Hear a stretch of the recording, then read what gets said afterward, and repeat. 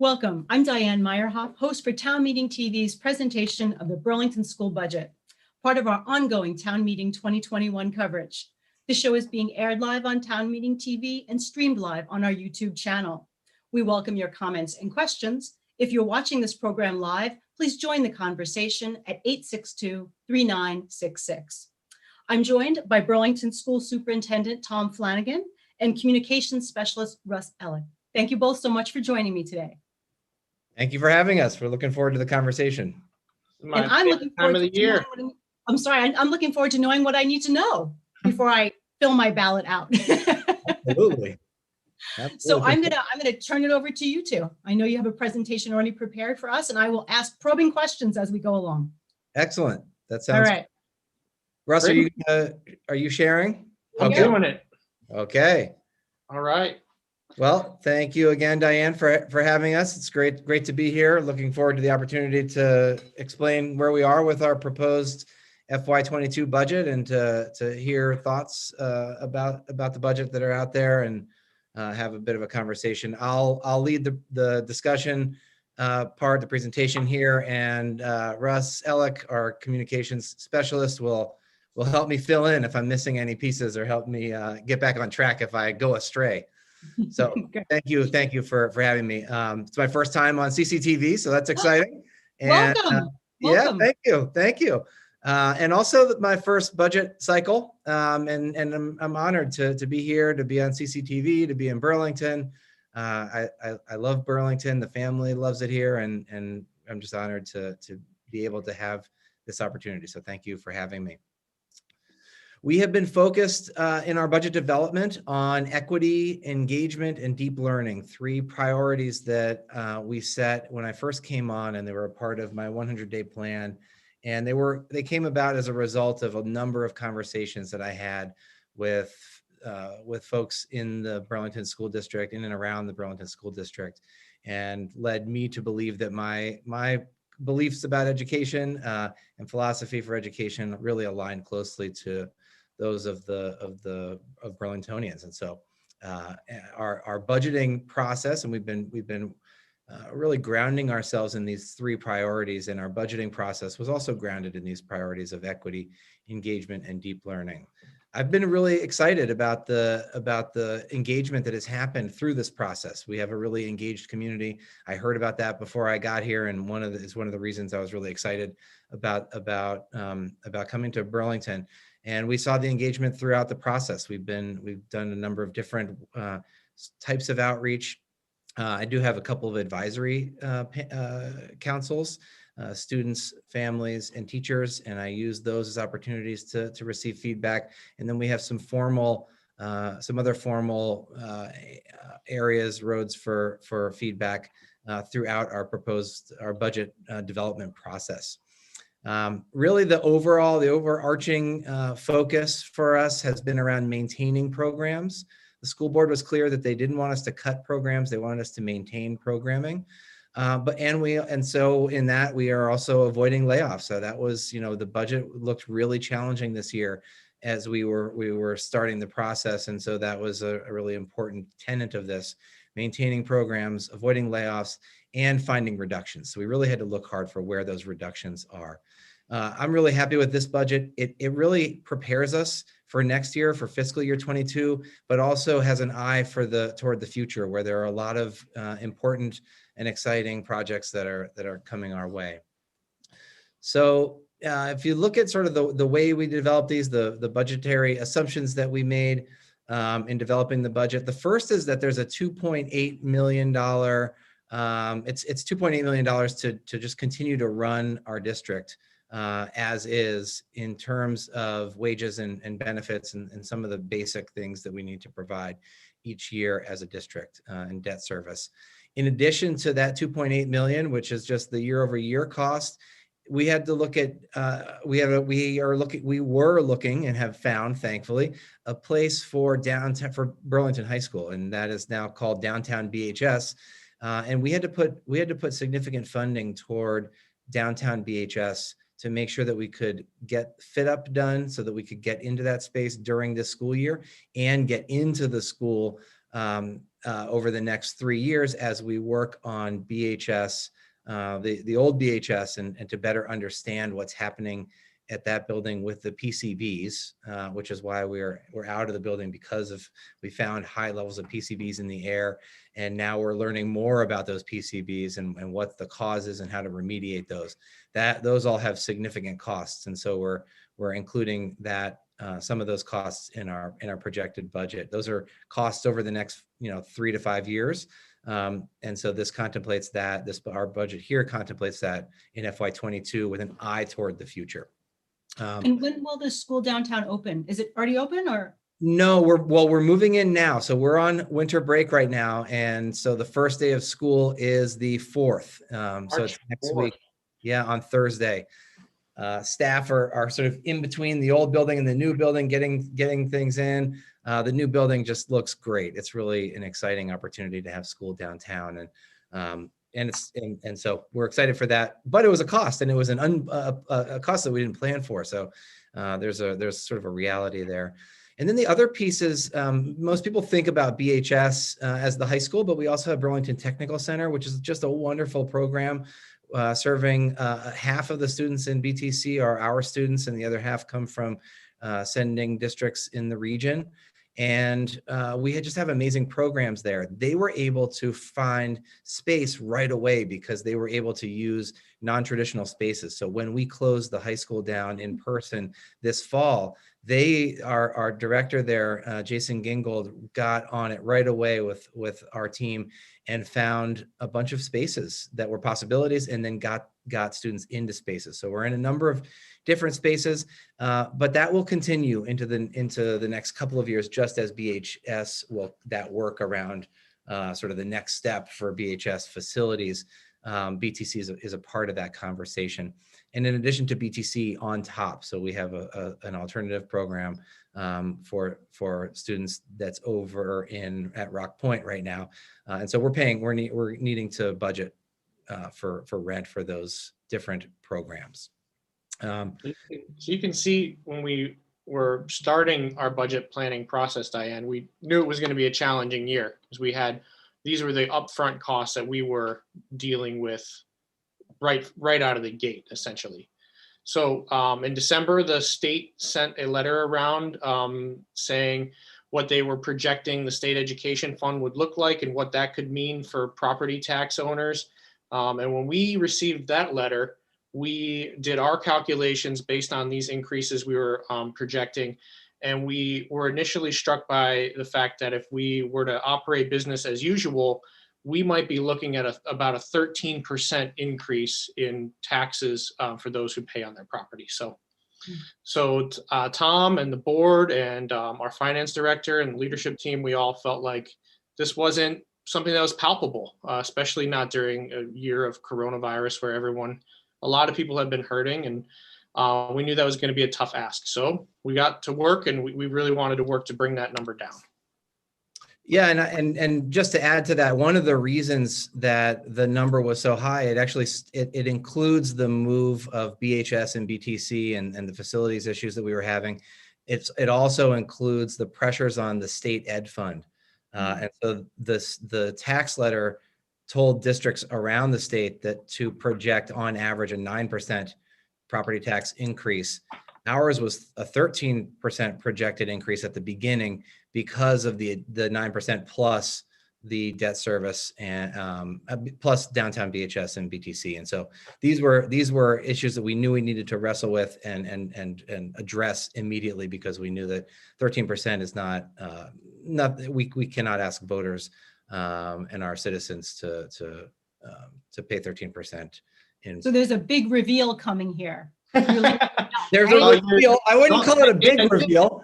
I think you're supposed to say spoiler alert, Diane. I'm hanging in there.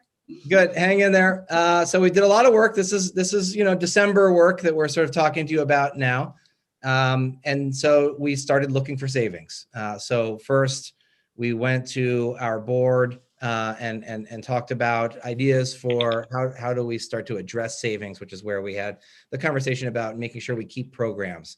But we made sure we got community feedback to hear, where are the areas where we should be building program, and where are the areas that we can look to reduce program.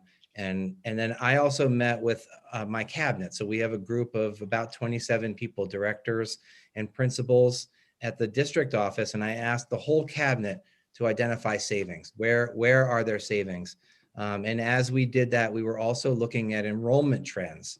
And so our enrollment has been trending down, are not a huge decrease in enrollment, but some decrease in enrollment over the past 4 or 5 years.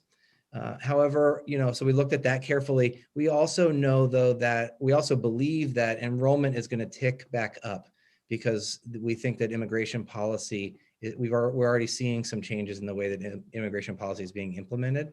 And so we're anticipating those enrollment numbers to move back up. So we wanted to, though, make sure we're using data to make these decisions.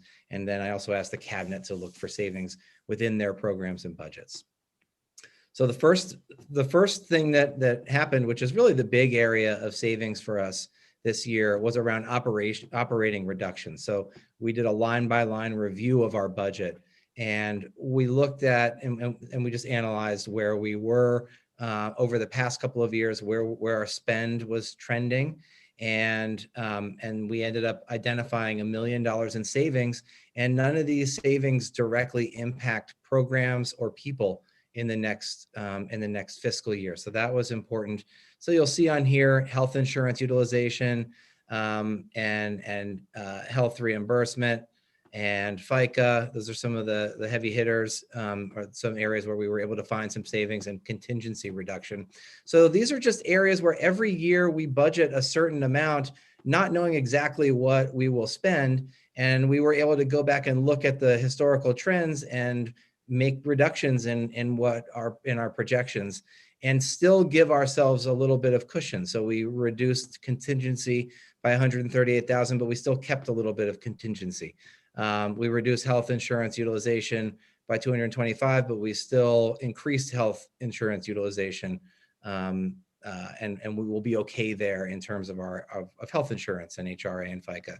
So this is just a right sizing, essentially, of where we are in our budget, and we were able to find $1 million in operating reductions. And then we looked at cabinet and the school level budgets, and this is where we analyzed enrollment data and wanted to dig further and see where are there other places where we need to be finding savings. And this is a practice that we've done in the past, and I want us to do every year. Where are there savings, and where do we want to add programs, and how do those two conversations and decision points align to our strategic priorities? So this is an exercise that we'll do every year. And so this year we found that there are a number of paraeducator positions that are vacant this year, and that we always carry a certain number of vacant paraeducator positions in case we need additional paraeducators in certain places. And so we're still going to maintain some additional paraeducator positions, but we are able to reduce some of those paraeducator vacancies. So again, this is an area where there were some questions, but this doesn't impact this doesn't impact people right now in positions. And there are also still a couple of vacancies that we are currently hiring for in a couple of our elementary schools and in other places in the district that are paraeducator vacancies that are assigned to a classroom or a person. And those are not the positions we would be reducing here either. We're talking about eliminating the vacant positions that have been carried over year. And then we've asked, yes. Just to interrupt you a quick sec, just so you know, we have a time check. We have about 15 minutes left. Okay, so, sounds good. We're into the meat. So okay. I think we're good. So the other piece of the cabinet reduction ideas came from just budget, just people looking at their line item budgets and reducing, staples and ink and paper and places where we can make some easier reductions at each individual level. I think that's a really good example of the leadership team working together for a common good. That we have a number of departments in central office, and And so when someone wants to eliminate $10,000 at a time or 20,000, it might not look like a big deal, but when you're able to come together and say, okay, everybody, what can you get? You know, we were able to get another $100,000 in reduction ideas. So it was just really good exercise in teamwork and trying to row the boat in the same direction. So that's the hard stuff. Do you want to talk about the fun stuff? Yeah, so we did, oh, go ahead, Diane. No, please, let's talk about fun stuff. Yes. Yeah, so we only have a little bit of fun stuff right now, but it sets us up for future fun stuff down the line, I believe strongly. So we did add $120,000 to the proposed budget to make sure that we're able to communicate and support our students and families, our multilingual students and families 12 months out of the year. So currently our multilingual liaisons are not 12-month employees. And we want to make sure that we're able to, and so there's a gap in service for our population, our students and families who I believe need us most. And so we wanted to make sure aligned to the priorities of equity and engagement and deep learning, that our multilingual families are supported year round through interpretation, translation, getting them the information they need, but also running programming. And so this is something that you know, is really important. You know, I would say this is actually a base expectation. I think it's really important. I'm glad that we're doing it. And I think that it's just something we really should be doing. The second sets us up for our strategic plan. So we have we're in the 5th year of a 5-year strategic plan. And we know that we're going to be developing a strategic plan this spring, and that we're going to need to make some decisions about how to fund priorities in that strategic plan quickly. And we don't want to have to wait a whole fiscal year to be able to do that. So we put a little bit of funding in here for those immediate needs that may arise and immediate activities that we can take to action as a result of the development of the 5-year strategic plan. So those are the additions. We kept the additions tight. We want to be disciplined here. We want to be responsible, and we want to keep programs. So that was what we did. And this is sort of this is the bottom line. This is how this is the overview, the summary of where we landed. And again, balancing fiscal responsibility with continuing programs. The baseline budget, which is the FY21 budget, or the budget from this current year, was 91 million. If you add the debt service and operations of 2.8 plus downtown BHS and BTC relocation, that brings you up. And then we bring down, we subtract the operating reductions. The first year impact of state support. So one thing to note here is that I met with the governor early in the winter or late fall, and told him we had a big problem and we really needed help, and we couldn't take it on all by ourselves. And he said he wanted to help us. And so I asked for $3.5 million, and he put $3.5 million in his budget. And that budget now has gone through both chambers, and we're awaiting signatures. So so that will be a reduction, and I'm very grateful for the partnership with the state and for the governor his team understanding our need and stepping in to support us. I thought that was really, really important. So we landed at 95 million for our school year budget for fiscal year 22. So one thing to know is that, you know, as we do our budgeting, there is movement in the numbers as we are budgeting. And because we're currently in a fiscal year, right? So one way the budget can change, and has changed a little bit so far this year, is that the Ed Fund projections shift. So the Ed Fund is looking a little bit better than it was originally. And so that has the whole state feeling more optimistic about the budget. In addition to that, we have a surplus. So we have been fiscally responsible for the last number of years and are projecting a $6 million surplus in the budget. This is due to that fiscal responsibility, but also due to not being in person for a large chunk of the fiscal year because of being out for COVID, because of COVID. And so that creates a significant surplus. And so we're going to apply that surplus, about $4 million of that surplus, to reducing the tax impact. That we knew we had to get the tax impact down to a percent that was manageable for our citizens.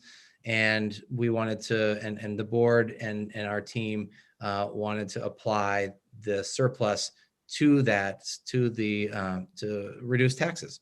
And then there's another about $2 million that we will carry into fiscal year 22 and beyond to help us with PCB related issues. So all the mitigation and remediation that needs to happen, and all the facilities issues that we know we're going to need to deal with, we need to be identifying funding for those to support those costs in future years, so that tax rates don't balloon.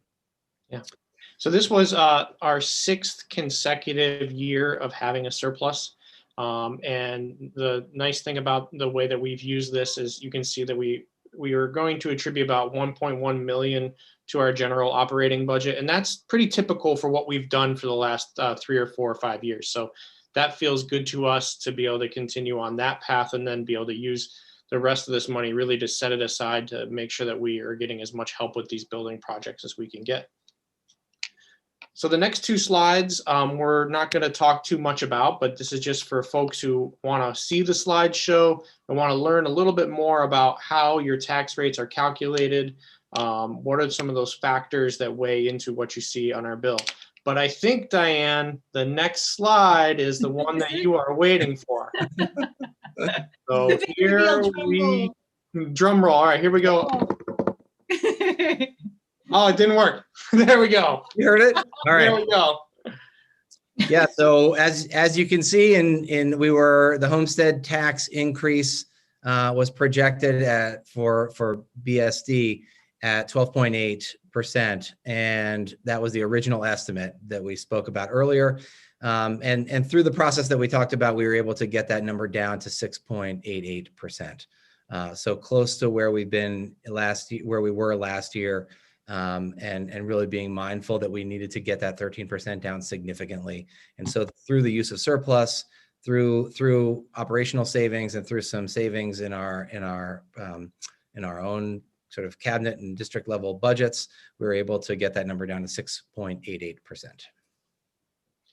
So what that means for someone who is going to be paying based on the price of their property, for a typical homeowner who might be paying taxes on a $250,000 homestead, that means your taxes will go up by about $350 next year. However, we know that a large amount of Burlingtonians do not pay based solely on their homestead, and particularly this year with COVID. So there will be a number of people who will pay school taxes based on their income. That number is slightly smaller. It's a 6.47% tax increase as opposed to the 6.88. And so we have a couple of scenarios here for people to see. But if you have a household of $50,000, that means you're going to pay $81 more in taxes this year. And then you can see we have a couple of different scenarios for people who are paying based on $90,000 of income and $120,000 of income. And I believe that when you get to be about above $140,000 is when you start paying based on your property taxes again. So those are a couple of scenarios for people who might not be paying. And Russ, this presentation, as well as this information, is online on our website in a couple of different places.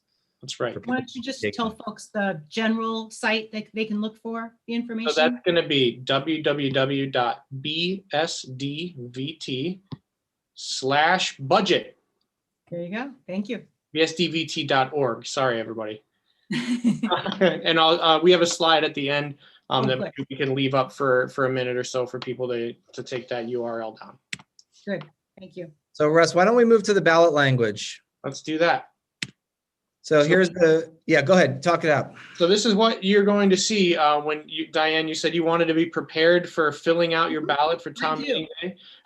This is the language that you're going to see. So some of those numbers, I think it's important to point out, are a little bit different than what we've showed here. What we do for the ballot language is what the state tells us that we have to put on the ballot. So shall the voters of the school district approve the school board to spend approximately 95 million, which is the amount that the board has determined necessary for the ensuing fiscal year. So that is the language that you're going to see, and hopefully that this is the information you're going to need to make an educated decision on whether or not to support the budget this year. So this is the website I was talking about, bsdvt.org/budget. We have a comprehensive budget document, including a line-by-line item budget. We have year-over-year budget comparisons for people who really want to get into this development process. We have all of our presentations that we gave to the board, as well as a timeline, and a really easy to digest one-pager. So I definitely recommend visiting that website. And of course, if you have any questions, you heard Tom say at the beginning, one of his priorities is engagement. So we have, you can send us an email anytime. Our goal is to respond to every question that we get, and we really want to help people make informed decisions and be transparent and good communicators about what's going on in our district.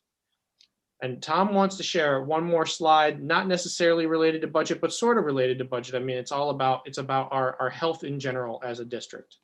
Well, and this is what the funding, this is what the budget will support, right? So there's a lot of really exciting stuff happening in Burlington. It's been a hard year for our country, our city in many ways. And we're really fortunate to be in Vermont and to be in Burlington, to have really amazing schools. I am just continually impressed. I have 3 daughters in our schools, and I'm just, we have a lot of work to do, and we have a lot of amazing things happening. And so one of the things is that I mentioned earlier, downtown BHS is opening March 4th. Faculty, families, and students are very excited to get back in person in a more regular way. The equity work that we're doing, I committed to doing race and equity work with our leadership teams to start with, is moving full steam ahead. We're fully engaged in that work. Our equity office is working across the district to support our efforts here.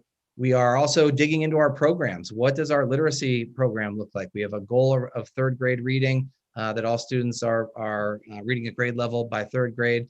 And we need to really look at what our literacy programs are looking like, what our curricular materials are looking like, what our pedagogy looks like, and also reviewing our special education services. That was one of the issues, one of the things that I heard loud and clear coming in, was people wanted us to really look into our special education services and make and do the best we can there. And then we're also starting a new 5-year strategic plan. We're going to be developing that this year, and we're going to look for engagement. As Russ said, we're really committed to hearing from the community, hearing from individual stakeholders, both families and students and teachers, but also community members who don't necessarily have students in the school district. We're here. We want you to know we're available for any questions, thoughts, ideas, feedback. Please reach out, and look forward to seeing you all again. Fantastic. Thank you so much, both of you. We were talking earlier, I haven't heard too much about the school budget, honestly. Generally, Burlingtonians have a lot to say about the school budget, but I'm wondering, has it been fairly well received, at least from what you all can tell? Yeah, this is my first year here, but we haven't heard. I mean, I would say we took a sort of conservative and disciplined approach to the budget, and didn't and maintain programs.